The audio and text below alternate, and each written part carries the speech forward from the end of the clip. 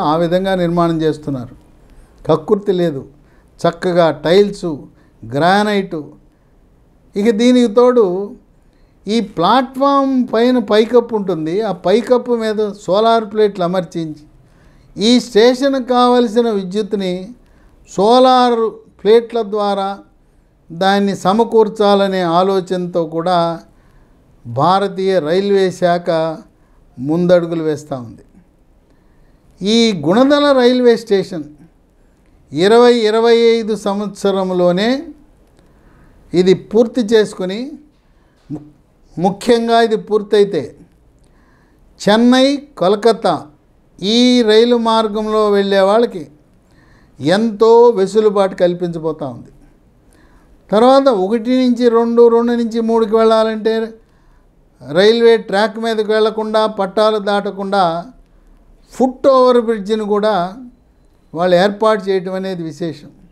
అంటే కాలినడకన మెట్ల మీద వెళ్ళచ్చు.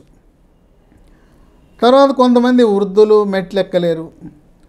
వాళ్ళ కొరకు త్వరలో ఎస్కలేటరు, అట్లాగే లిఫ్ట్ సదుపాయం కూడా కల్పించాలనే ఆలోచన ఉంది. మొదట్లో ఈ ఆలోచన లేదు.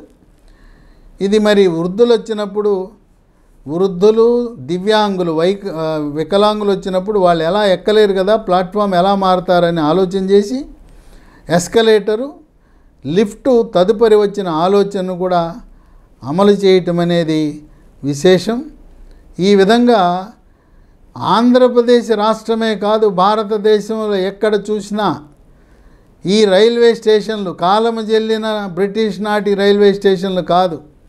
ఇవన్నీ చూస్తే ఒక మల్టీప్లెక్స్ మాలా, లేదు సాఫ్ట్వేర్ కంపెనీనా, ఎయిర్పోర్ట్ను తలపించే విధంగా నిర్మాణాలు చేస్తున్నారు.